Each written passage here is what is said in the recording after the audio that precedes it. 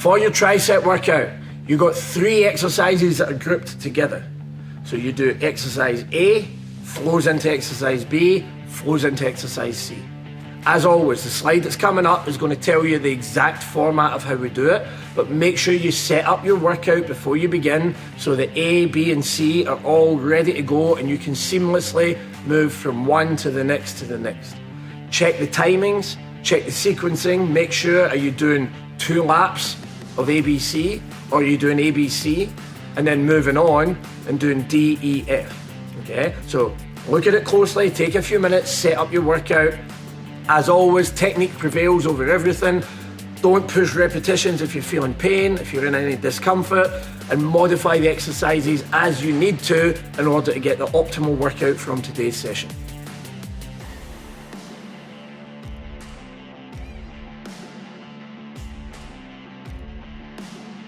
For our Cobras, you've got a couple of options on your starting position. You want your hands need to be wider than chest, maybe about 1.5 to 2 times shoulder width. Wider feet are going to give you a much better base, therefore more stability, make it a little bit easier. Feet together, narrow feet, reduces your base, challenges your stability a little bit more. So when you're doing these, before you hit the workout, try each variation, see what one you're going to use, see what one feels best. That A, you can still achieve, but B, you're challenging yourself. So I set myself up, my hands wider than my shoulders, up into that push-up position.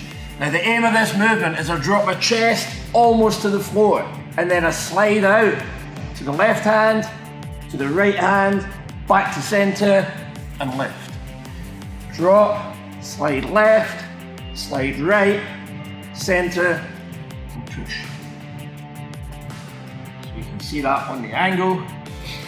Wide feet, wide hands, choose your width of your feet. Again, narrower makes it harder. Drop down, slide across. I'm not touching the floor, I'm sliding just above it, center, and push yourself back up.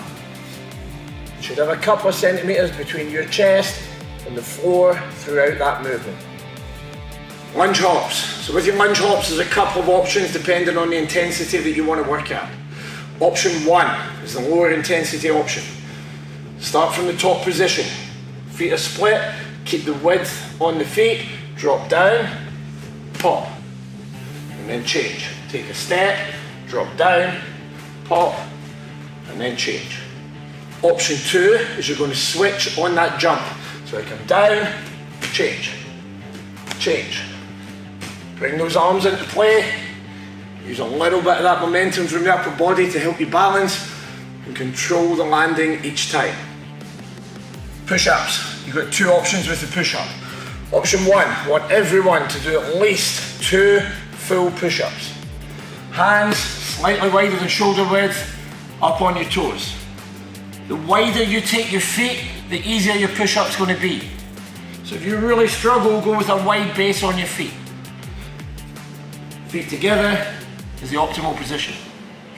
You notice my body's in a straight line through my shoulders, my hips, my knees, my ankles.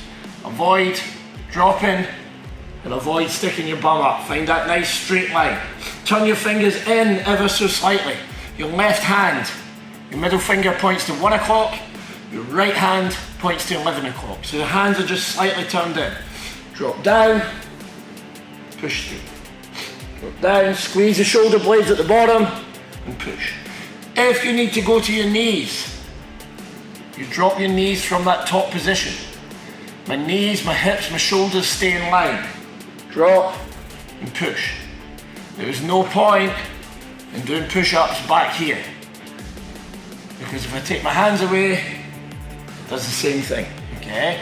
Make sure that the hips are forward, hands are in position, toes are off the floor, and you're working. Squat jump. So with the squat jump, I want to make sure that I get down nice and low. I like to put my hands out for a little bit of balance. And as I come up, I can throw those hands into the movement and generate a little bit of hip extension. When you land soft. Now, depending on how your legs feel, you may want to chain these together.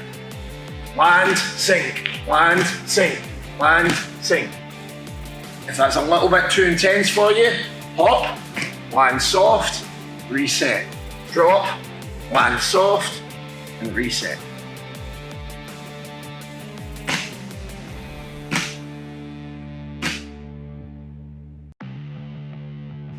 For gorillas is a movement-based exercise. Now, you don't need a heap of space to do this. If you've got 10, 15 meters of open space, if you're outdoors, if you've got a little bit of garden, fantastic. You can use that full space.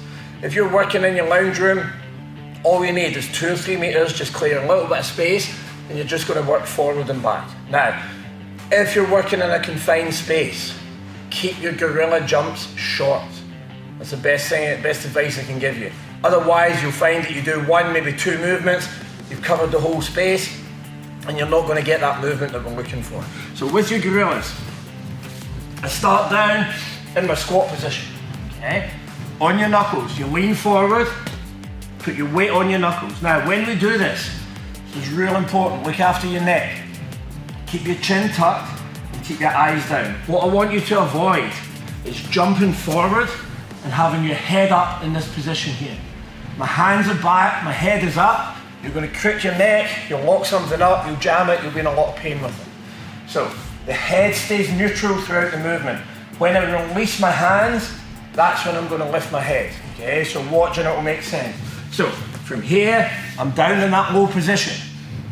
Onto the knuckles, move forward, keep the chin tucked, jump your feet forward. Now your mobility is what's going to dictate. Do you get to here? Do you get to here? Do you get to here? It doesn't matter what one you get. My chin is still tucked, and as soon as I release my hands, then I can look up. Lift the hips, out onto the knuckles, forward, chin is tucked, lift. Forward, lift. If you're in that tight, confined space, like I say, just do short ones. That way I'm going to get a lot more movement in. If you've got plenty of runoff, plenty of space, then you can go longer, and you'll find that you can cover your full distance and still keep that movement happening. So for your squat with check, the check is the same as a Thai boxing check. Now, you can use a little bit of a stance for these ones if you want. You can work it from square. It's just about getting those legs moving. So hands up, fighting stance, nice and high. Keep the hands on the head during this one. Drop into your squat. As you come up, shift the weight to one side, bring the knee up to the elbow, reset. Drop, there's the check. Drop, there's the check. Okay, and obviously the faster you work this, the higher you bring that knee, the more intensity you're going to bring to the movement. Right, so for a good morning exercise, again, we're focusing on the back of the legs, the hamstrings and the glutes. If you've got it handy, best thing to do is grab brush, a mop, broomstick, anything at all like that, and just sit it across the shoulders. Now what this will do is it will just help keep your shoulders back and keep your chest open. Slight bend at the knee, and then the motion comes from the hip. Okay. You're going to feel this pulling through the back of the legs. It's going to stretch the hamstrings as you go down. It doesn't matter how far forward you get. It's about maintaining that flat back posture, keep the chest open, and bring it in just till you feel that stretch on the hands. From here, push your heels into the floor, pull through the back of the legs, and at the top, squeeze your butt. That gives you a nice tight contraction all the way through. Okay. This exercise has 2 sides to it. If you've got a little bit of weight up here, for example, if you had a barbell with some weights on it, keep the weights light, but you start to load the hamstrings a little bit. For those of you who have got tight hamstrings, tight glutes, it's a fantastic movement just to help mobilize those hamstrings, stretch it out and really open things out. The name Good Morning, it's such a good exercise to do first thing in the morning. You can do it just empty. I just bring my hands back here, tip it over, pull back through.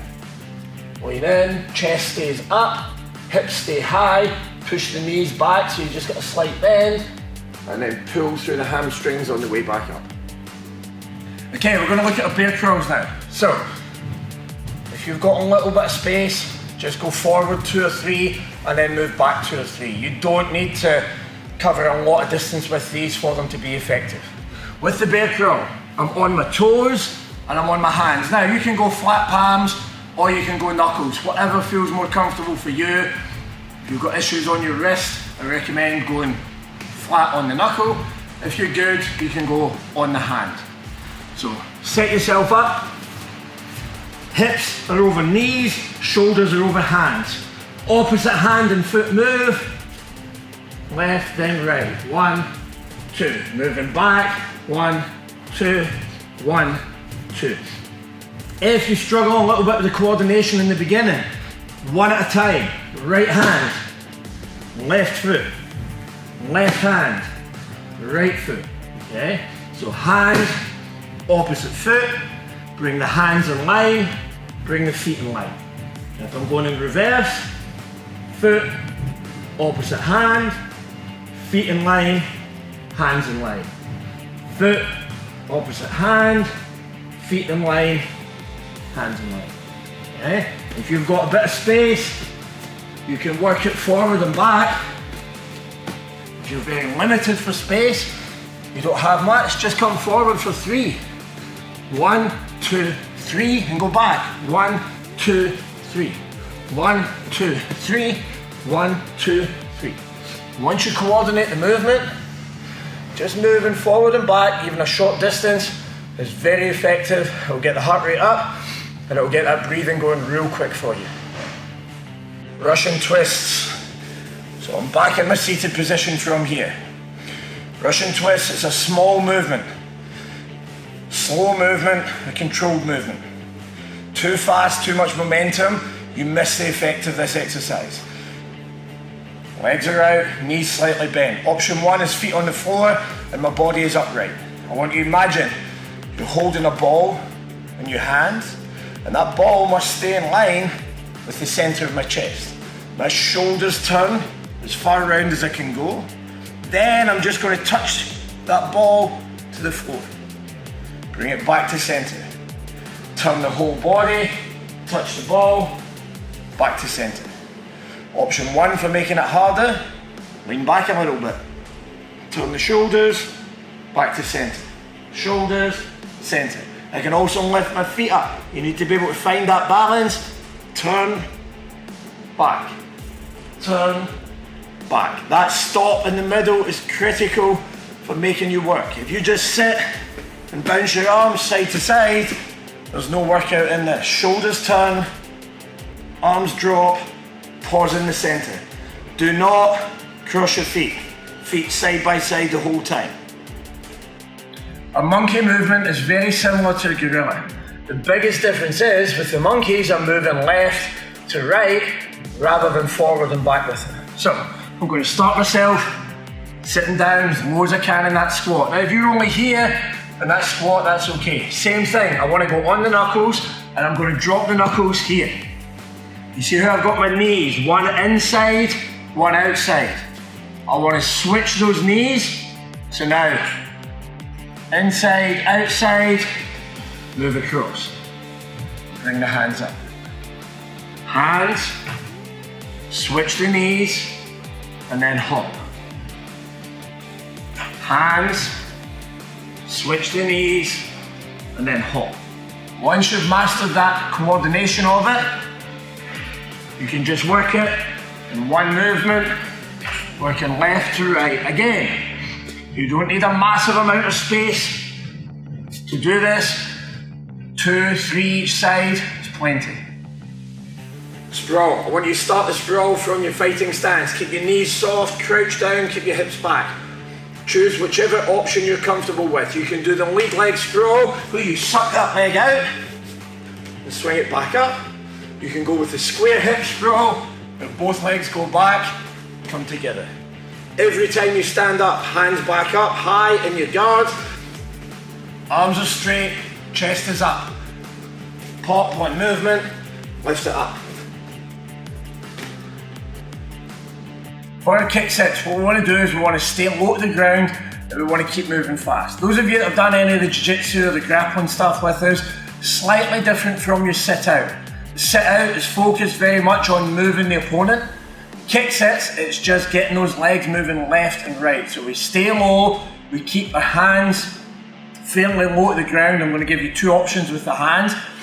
And we want to get that speed of the legs building up, getting nice and fast.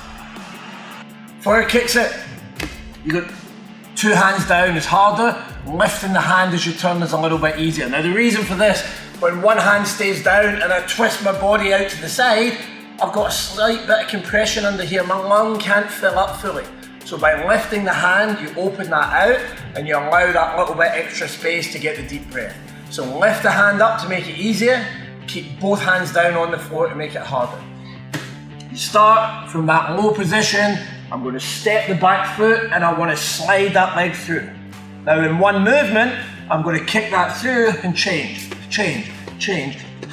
So you can see my hips are staying nice and low, and the aim is to get that movement working fast.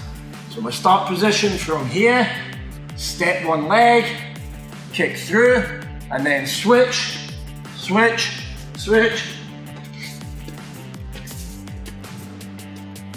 The lower you stay, the easier you're going to find it to pick up that speed. With the hand lift option, as I'm here, boom. Hand comes up, opens the chest, more oxygen in, change.